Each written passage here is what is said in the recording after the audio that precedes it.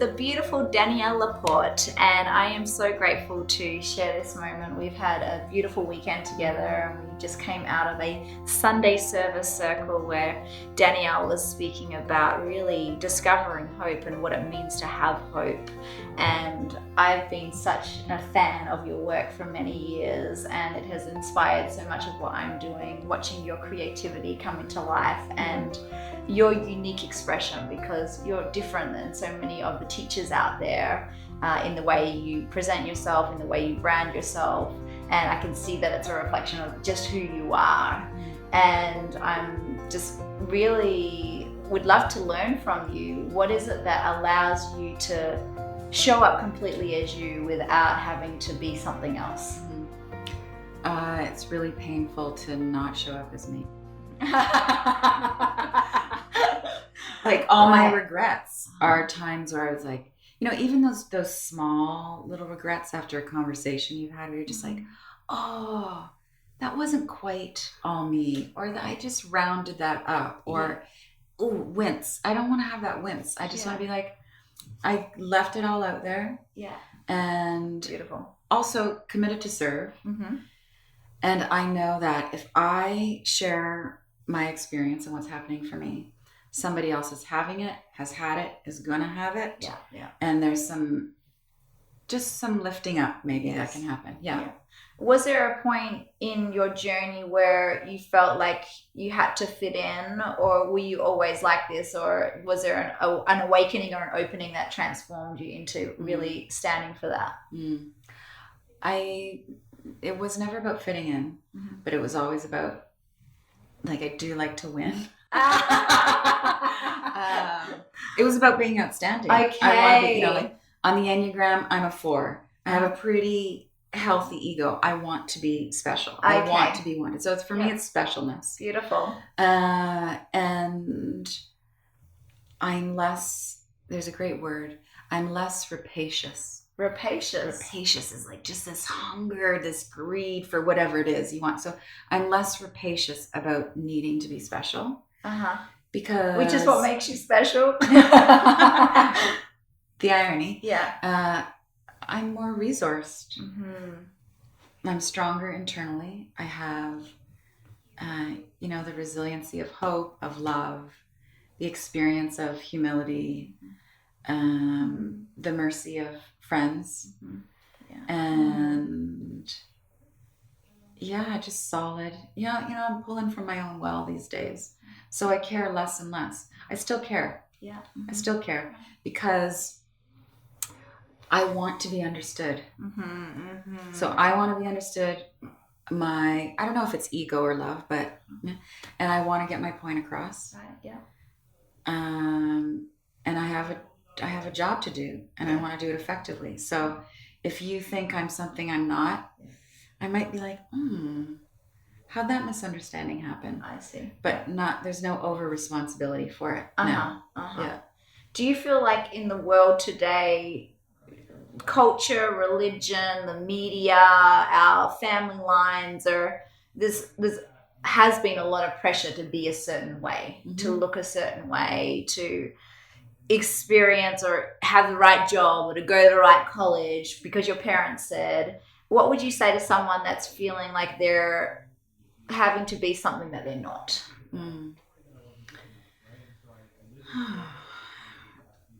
There's another side. I think when you're in that grip of I have to be a certain way, it's hard to see. You might feel this craving like for something out there, but just like, how am I going to get there? And then there's all this fear that just accumulates of like, if I make moves towards being myself, all this is going to crumble. And that's for real. That's actually probably going to happen. There's going to be breakages and breakups, and you're going to get guilted and all this stuff. You just have to look to other people who are living life on their own terms and be aspirational. It's like, she did it. They broke out of that. And, we're all just here to say, we broke out of the mold, and it's the rewards on the other side. Oh my God. You can breathe, less anxiety. Your friendships are, you know what you're going to get? You're going to get real friends. Wow. And Yeah. people that really get you and know you. Yeah. Right. Because your work is a lot about manifesting your desires, and it's based around how you want to feel, the emotions or the feelings that you're choosing. How have you used that in your own life to manifest the life that you want? Every day. For me, it's all about your core desired feelings, your preferred states of being. And, there's the micro choices and there's the macro choices. So just a couple weeks, I was involved in a contract consideration. Yeah. And one of my core desired feelings is union. And I just this does not feel like union. Wow. This does not feel unified. Right. And another core desired feeling is embracing. Yeah. I'm just I'm not embracing this idea. It's a no. Wow. Yeah. And how do you help someone find out what their core feelings are that they want to have as their desire? Process is really simple. I'm going to oversimplify it, but you go through every area of your life. Home, relationships, livelihood, spirit, whatever. You can call it whatever you want. And do a stream of consciousness. How do you want to feel in all those areas? Yeah. Winnow that down to about 4 or 5. Yeah. And then just use those as your GPS. Uh-huh. A lot of people who have been living in somebody else's dream. Right. Yeah. Not in their heart. Yeah. Sometimes can't even answer the question how they want to feel. Really? Wow. So start with how do you not want to feel? Okay. Worst state of your life, you felt like this? Okay, your core desired feelings are the opposite of that. Okay. Yeah. You don't even have to believe you're worthy of feeling all this great stuff. Just the desire's there. Start there. Yeah. One of the things that you taught us and showed us in the circle today was really flipping that negative feeling. And when someone flips that negative feeling, what have you seen shift inside of them? Well, my favorite stories are always the quitting stories. What do you mean by quitting? I'm walking away. I'm dumping the chump. I'm quitting the job. I'm gonna, I don't need to go to law school. Those big pivots. Yeah. I mean, that's the drama stuff. Right, Other stuff is just I'm gonna do meatless Mondays because I want to feel lighter. Right, exactly. And we're living in a culture that feelings are almost pathologized. You're wimpy, you're too soft, too emotional. That's not the hard data.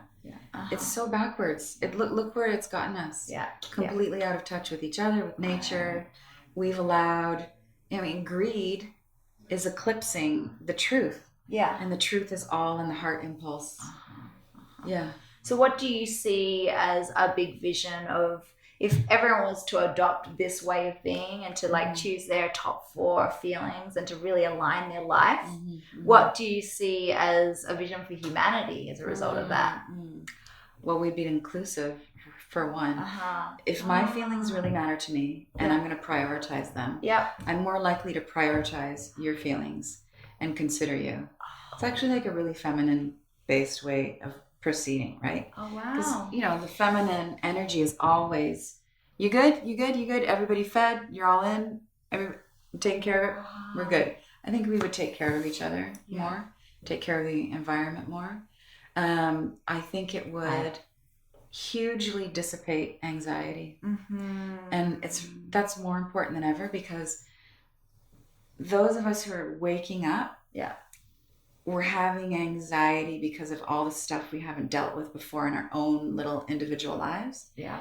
And when that happens, the upside downside is you start to empathize. Right. And I think we're feeling the anxiety of a collective and, the earth crying. She's heaving. Yeah. Gosh. Yeah. But if you can keep returning to the heart and choosing life, the anxiety starts to dissolve. And when the anxiety dissolves, then mental clarity, sanity. You live from the heart, you become more generous. Yeah. And like we were talking about earlier, more gentle. Isn't that? Maybe I have to think about this more, but maybe the medicine for greed is just gentleness. Oh my gosh.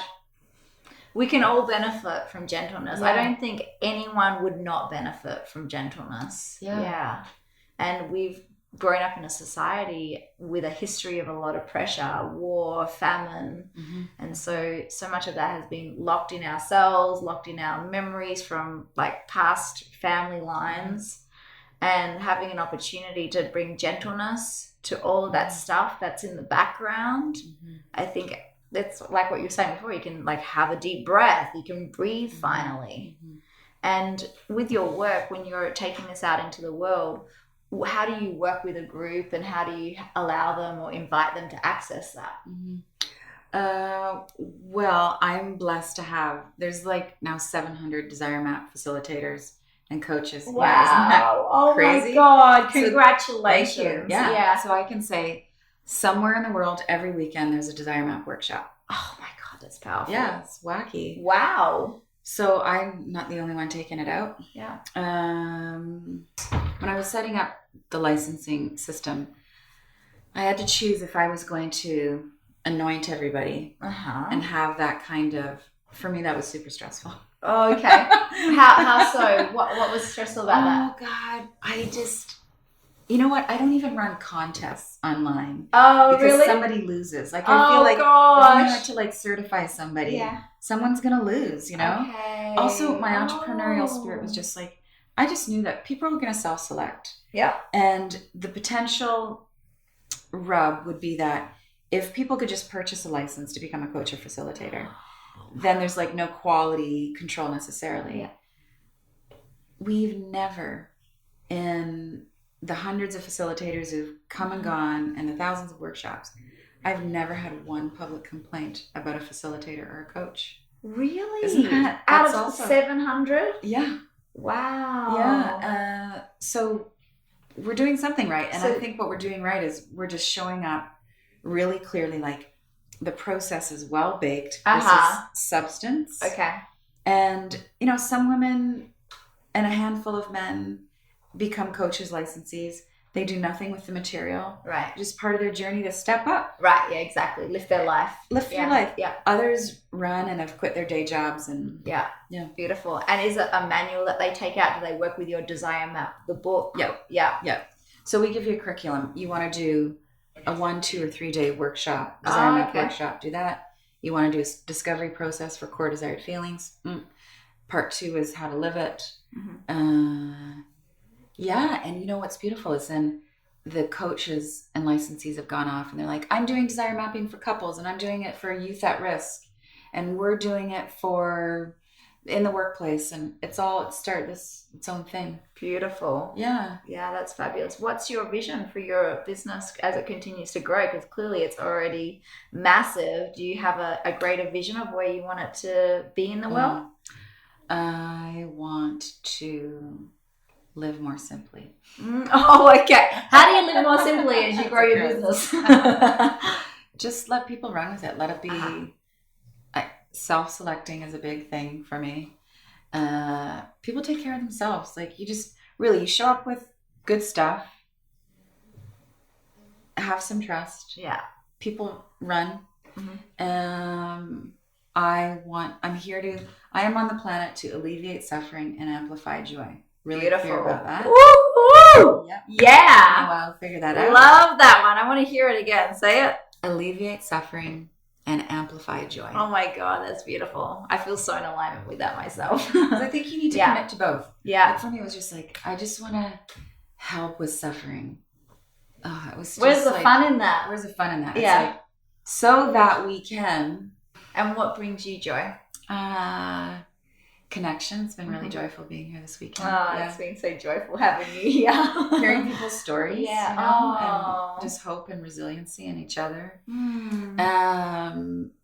My son's creativity. Really? Yeah. Oh, yeah.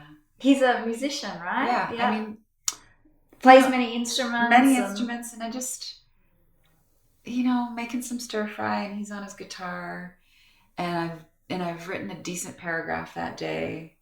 And texted some friends. Yeah. And I just, life is, right now, this evening, life is good. I'm going to take that goodness out tomorrow Yeah. online Yeah. and help someone make a better choice. Yeah, beautiful. Yeah. And you just did a course with Commune. Yeah. Can you tell us a little bit Yeah. about what that is? Yeah. Well, as you know, Commune's great to work with. Very good. Course. Yeah. What's the name of your course? Tap into healing. Tap into healing. Yeah. So my course is the Desire Map course. Awesome. And the idea is I hold your hand, 4 hours of me holding your hand. Oh my God. I would go for that any day. Hold my hand. I'm getting it in person. And you get a printed workbook. Really? Yeah, it's print Wow. essential. Oh, we perfect. mail you stuff. Oh, great. And this incarnation of desire mapping. So the book came out, 200,000 people have done desire mapping. What? But in all those people and all the years, like I just recently figured out it's about a heart-centered life. And now What did it used to be about? It was really about goal setting. Okay. Oh, interesting. Wow. The subtitle was Was that with the setting- fire starter? And No, it was desire map, setting goals with soul. And Okay. part of that was like, hey, people can hook onto this. Yeah. Totally. And then I just really stopped caring about goals. Oh, wow. And I still have them. I still hit them. I still get, disappointed and heartbroken by not reaching goals. So I'm just like kind of done. Yeah. And Right. now it's more about feelings as your GPS. Mm-hmm. Living a heart-centered life, those qualities of the heart, gentleness, joy, compassion, inclusivity. Beautiful. And in the time since Desire Map first came out, there's all this beautiful science that's emerged. I feel like it was kind of, I've been waiting in escrow for all the data to come out that says, in terms of electromagnetic frequency, it's actually the heart that pounds out further than the brain, the mind brain, or the gut brain. Wow. If you just think about that for a minute, feel into that, it's proof that we have everything backwards. Yeah. Yes, you can think your way into reality, but why don't you feel your way into reality? And so now all my meditative attention goes on my heart. Gosh. And I think it's working. That's powerful. It is working. I'm feeling it from here. That's awesome.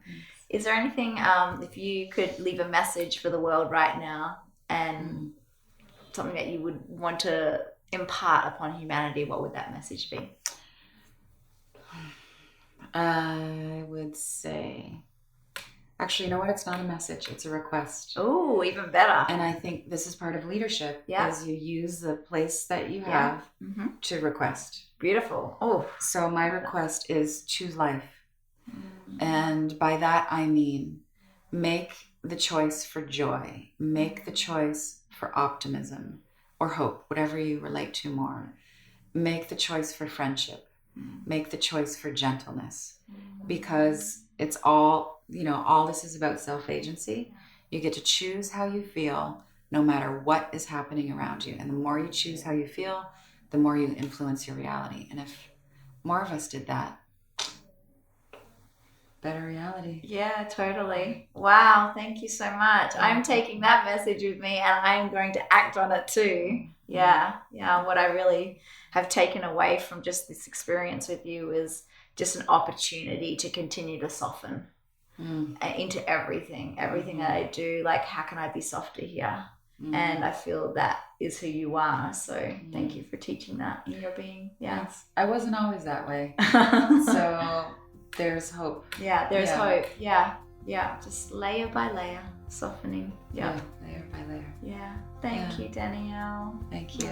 Layer by layer. Layer by layer, softening. Well, thank you so much. And if anyone wants to check out your work, how can they go and find you? I'm everywhere. She's everywhere. Instagram is the center of my universe. It's my favorite place to be. So at Danielle Laporte. You love scrapbooks and everything, so I can see you just loving being creative on Instagram, posting things, and I'm going to go check you out as well. Awesome. Thank you guys for tuning in with us. Bye.